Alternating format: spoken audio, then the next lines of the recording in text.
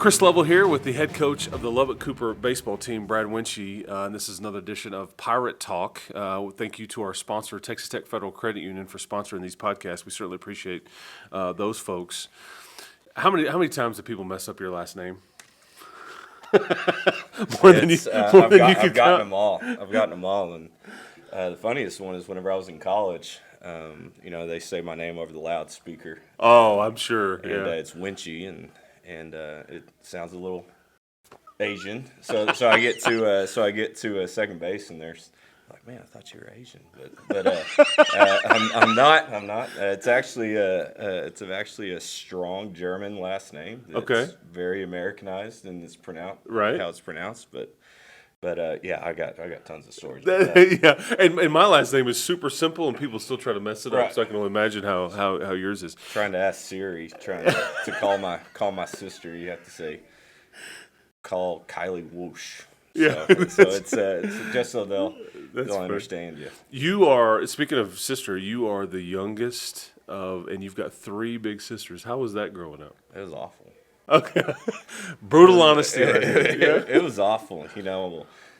Girls, they're in their teenage years. It's a little bit different from where they are now, where now I have 3 other mothers. You know what I mean? So it's good now, and they know. We talk about it all the time. We give each other a hard time. But no, just growing up, had a really good connection with my family. It's always been we've always been kind of family first. And good. A lot of my upbringing wasn't just my parents; it's my sisters as well. And probably had your best interest in mind, even if you didn't realize it at the time. So no, it just giving them a hard time, but no, it's that's great. Awesome. That's awesome. You played here, and then you're now coaching here. What's it been like to see kind of just how far this thing has grown and come, and all those different things? Yeah, it's different. I mean, I don't know how to explain it other than it's bigger. Obviously, you walk the halls, you don't know everybody like what we used to. We've done a good job. We've done a good job of trying to make it more of a community. And I think you've done a wonderful job of that. And it's the leadership has done a good job with that, trying to keep that small town feel. We still have Meet the Pirates. Just that small town feel is still good, but it's a big school. So it definitely not the same as what it used to be. You knew everybody walking around, but today's a little bit different for sure. How many? Okay, so we're in the midst of fall right now, and your team has been kind of grinding away at it. You've been. I mean, there's been all kinds of practices at all the different levels and all the fall schedule that you guys go through. To explain to the listeners out here, the viewers, what you guys have been doing with all these weeks since school started. Because if anybody thinks, baseball's not in season, well, you guys have been practicing every day. Yeah, and I'm blessed to have 34 kids in my JV varsity class. We have we have 11 in that freshman class. Last year it was 30, so it's just a little bit of, I think that the freshman class this year probably plays a little bit more multiple sports, which is good, which is what I love. But and I never get to talk about my off season. And I love my off season. Your off season is as detailed as I have seen. I see your chats and the stuff on Sports U, so that's kind of an internal deal for parents that are playing the sport, and it's like practice schedule. It's very detailed. I very much appreciate how detail oriented everything is. Yeah, the kids know where they're supposed to be and what they're doing, and just because baseball's so big right now, I want to be straightforward with when we're throwing, when we're not throwing, so we're not overthrowing because people play on weekends and everything like that. Really, I break it into 3 different facets. The first one is, usually when a bunch of my guys do the travel ball circuit, they go play all over the nation. And one thing that they don't do usually is get in the weight room. They don't get in the weight room. They don't run. They don't do that type of stuff because they're tired after the weekend, which I get.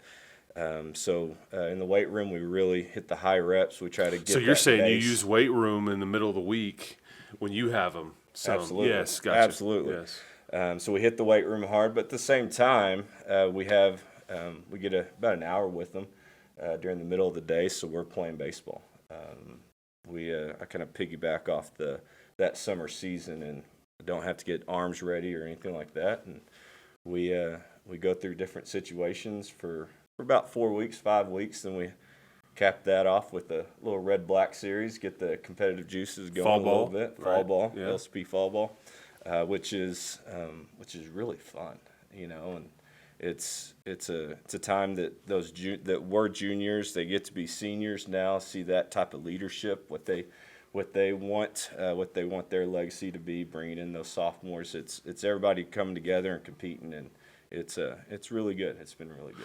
Because baseball around here, as you know, and you've built it to this point, it's really good. It's very competitive, and there's Absolutely. a tradition and an expectation that comes with that. And Absolutely. so, wearing that uniform is a big deal. And I think that's the credit to you. Last year's team was special, and you had a lot of older kids on that. Is that hard for some of these now seniors to try to live up to that, or you try to tell them, hey, this is your group now. You don't try to be last year's group. Take me through that dynamic. Absolutely. I mean, you got to be yourself. The first thing I told them this year was, look, every single year the names on the back of the jerseys change. The name on the front never does. The expectations are the same. The standards are still the same, and we go as you go. So, like I said, this group of seniors in off season still have a bunch of guys playing multiple sports, which I like. They're out there competing in front of 10,000 people. Yeah, so yeah. that's something we can't do in off season, obviously. Right. But they're doing a great job of showing the young guys how we do things and how we compete and how we act. So really proud of the guys and how they're doing this off season. Yeah, and last year's team, the playoff run, I had the same conversation with Coach Lovern, and there was just some special teams around, in the academic year last year, and but that's just, those are fun, Dana's team last year too. Let's do some fact or fiction here. Oh. Yeah, because I think so many people are fascinated by youth baseball in this town, and the baseball in this town is phenomenal. Everybody plays for the most part, and people are playing year-round, and they're traveling all over, as you mentioned, and at really young ages. Fact or fiction, do you care what select team people are on, or who they're playing with or who they're coached by and all that stuff at a youth level? Absolutely not. Okay. The fact that they're out there playing is great. Okay. I'll never be mad at a kid that wants to play baseball. Absolutely not. I do not know who they play for. Right. I do not know really who their people coach give you a lot is. of credit. They think all I know. yeah. And it comes up to me. The bad part about coaching baseball and softball is we don't know these kids until they step on our campus. Freshman year. Yeah. We don't have a junior high. We don't have junior high sports. True. Most of the other major sports know those kids that are coming up, and we'll hear names. Somebody tags something on Twitter or something like that. We'll hear names, but for the most part, no, we don't. I don't know which team they're playing for, or Nor if do they you do. care. No, I don't. Yeah. Whenever they come on our campus on my field, this is my pack now. You know what I mean? And we'll coach them just like everybody else. Fact or fiction, you want kids playing baseball all year round? Fiction. Okay. I think you got to have a little bit of a break. That's why I like a multiple sport kid. Not that, look, I have 34 kids in my second period of baseball, and I love that. You know what I mean? But 95% of those kids played multiple sports. Okay. It's just we get kind of big, and it's hard to. Yeah. Kids start to specialize. They find their niche with their buddies went straight baseball, and it's kind of one of those things. But probably about 95% of those guys they play multiple sports, and the ones that don't, I give them about 2 months off. So in the fall, so I think that rest is really beneficial, really for the development of a. You hear stories of kids playing 70 ball games when they're 8 years old, and I'm not a doctor, but I don't think that's probably very good. But Pitch counts. Like, do you what's safe versus what's not real smart when you're at a younger age on pitch counts for arms once they start, like, they're pitching and not dad's not pitching and out there. Right, and like I said, I'm not a doctor, so I I don't get know it. any of that stuff. I just know what I do with my guys. And which is what? So last year, I probably had 2 guys, maybe 3 guys throw over 90 pitches in a game. And these are 18, mostly fully matured, 17, grown. 18-year-old Yeah, kids. exactly. Yes. Now we had the luxury of having a good bullpen, so we could bring guys in. There's no doubt about it. But if you're properly warming up, I mean, my guys, we go through bands, we go through You're trying to do it the arm right care. way. We do cars. It's just mobility, rotational stuff. We spend 20 to 30 minutes a day on strictly on arm care. So I feel like if you do that, you can throw more. But if you're just throwing on a weekend and Just cold and like just that, cold yeah. and not trying to build up your body, Something's you're going to lead to injury. But again, I'm not a doctor. I know, I get it, but I think it's important for people to hear from you on that because there's so much topic out there, and so many people think they know how you think or how the high school thinks and all that Right. stuff. So I think it's important for you to you an AL or NL guy. I know the answer to this. But AL. Yeah, there you go. And I hear you're a Yankee fan. How did No. you? No, you're a Red Sox fan. No. All kidding aside, Yeah. how did you? Where did that come from? It's weird, right? Okay. So I should be a Rangers fan, but I actually grew up. Whenever I started watching baseball, first, second grade, Okay. Houston area. Okay. Houston area. So I was an Astros. Astros was my NL. Whenever they moved to AL, I didn't really watch them anymore. Okay. But it's just the history, and really what caught my eye was Fenway. Okay. Old And, school. Yeah, just seeing that history, and I'm a history guy. I'm a history teacher. I like it, and it's I don't know, just the history of it. Whenever I got into junior high school, watching Sports Center in the summer and everything like that, just always kind of. Oh yeah, the Red Sox, yeah. Nomar Garcia Yeah, Parra oh, yeah. era, Nomar, David Pedro, Ortiz, you gotta- Pedro. Oh yeah, Pedro, you got to a love lot of that. spice. Absolutely, Yeah, a lot And of spice. just that Yankee Red Sox rivalry. It's just fun to pick a side. Yeah, and root for somebody. Absolutely, yeah. And the Red Sox back then weren't very good. They weren't always winning. So That's an it old was, school baseball. Yeah.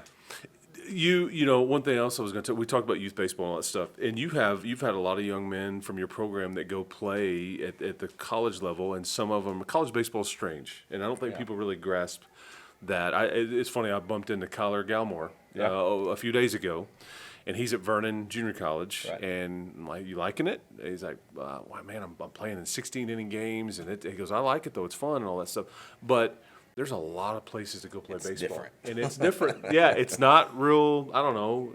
Not. You gotta love it. I guess that's the best way Absolutely. to say it. Okay, take me through your conversations with those guys because you've had guys that went to Midland and Vernon and Angelo State and all these different places. But I mean, it's not like I think people look at Texas Tech or something. They think, oh man, there's going to be 8,000 people there, and then there's and all this stuff, and then they're going to be televised. No, it's Right. different. Big time. Big time baseball is different from baseball, to Midland, which is really good. Frank Yes. Phillips, which is really good. Vernon, which is really It doesn't mean good. they're not any good. It's just Absolutely like, but not. it's different. Yeah. The biggest thing is it's a business. As soon as you walk onto the field, they're trying to recruit over the top of you, and it's a business to them.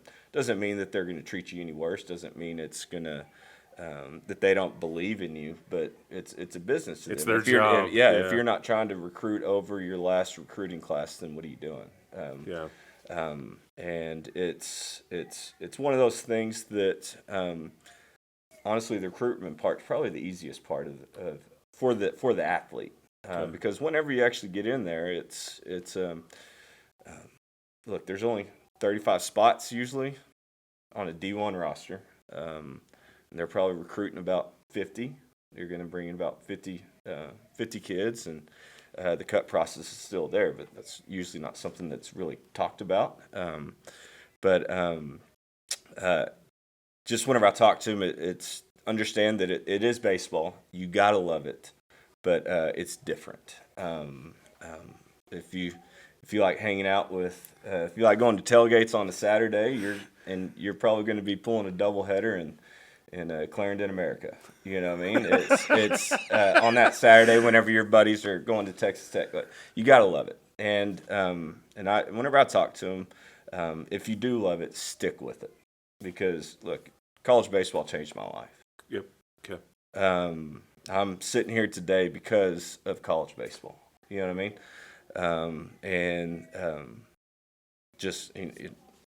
My wife, you know what I mean? Yeah. She's a baseball fan. Yeah. That brought us together. You know what I mean? So baseball changed my life. College baseball changed my life. It can be great for some people. It can be great for not be so great for other people.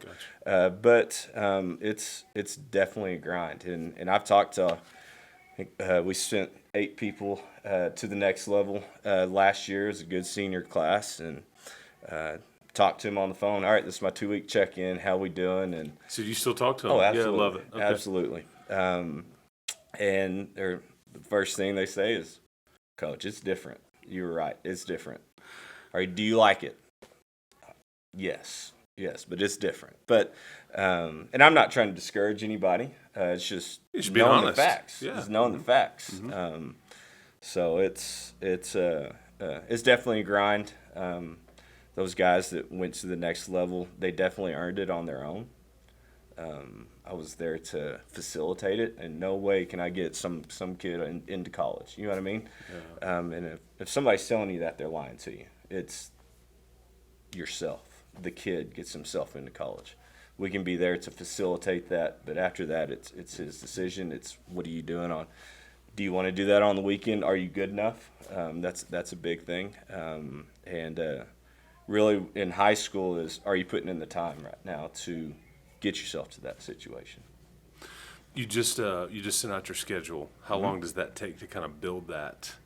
Especially like the non-district stuff. When you have a few tournaments, is that easy? Kind of like, okay, that we're going to play in these tournaments every year, or is it really hard to try to figure out where I want my team to go, who I want them to see, the kind of pitching that I want them to face, I mean, all that stuff? Look, just like I said, the names on the back of the jersey change. The name on the front of the jersey never does. The same expectations. We're going to go out and we're going to play the best in the state. That's what we're going to try to do. So we go to that Georgetown Round Rock tournament. We'll see all the big 6As of Austin.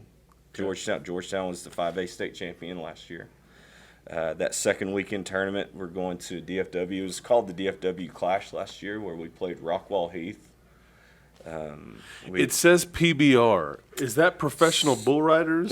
No. Okay, no. that's what the first thing I sometimes saw. it feels like it, but I mean, when I was like the PBR, like is bull riding and baseball, like they kind of combo to put on a tournament. I was like, what in the world? But yeah.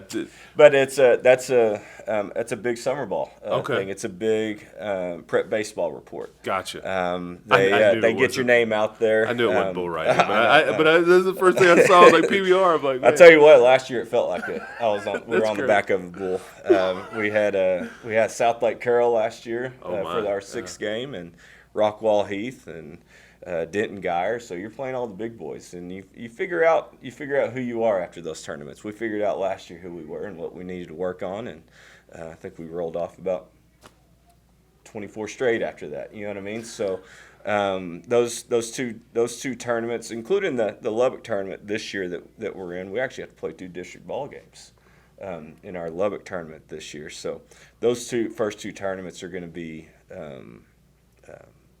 we're going to see who are going to be our guys. You know what I mean? So really looking forward. And if you're playing in an easy tournament or going out there just looking for wins, you won't be successful throughout the rest of the year. So that's why we go out and we try to play the best. And that is something you mentioned that Cooper's gotten bigger but it still feels like family and all that. That's one thing I've noticed with all of you guys. It doesn't matter the sport. You go try to find let's go. I mean, Dana does it, Kyle does it, Will does it, Chip does it. You're doing. I mean, it's right there on the paper. I just think that's fascinating, and that because there's too many people out there that are trying to make themselves feel better. Right. Like let's get my kids some confidence and let's go out there and just try to beat up on some easy teams, but that doesn't do you any good. It's one of those things. I'm a West Texas guy.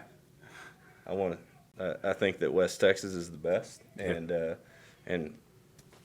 let's we're go gonna try. We're gonna go try to show it. You know. So sometimes West Texas baseball gets a bad rap. There's and really try to go out there, go across the state, and say, hey, we can play over here as well.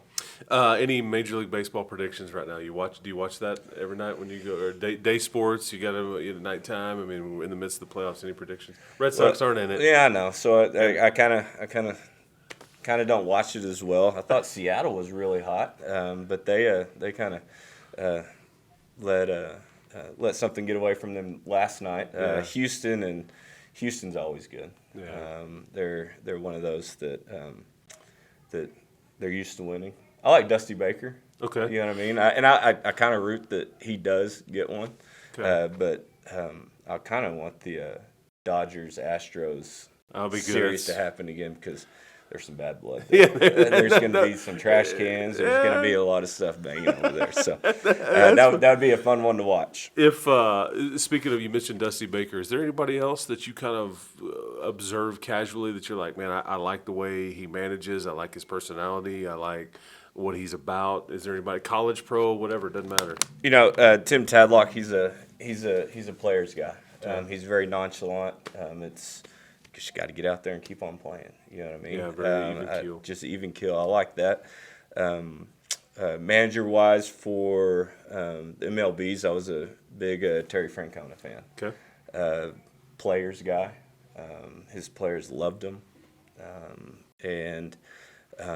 Just that, he's playing, what was it?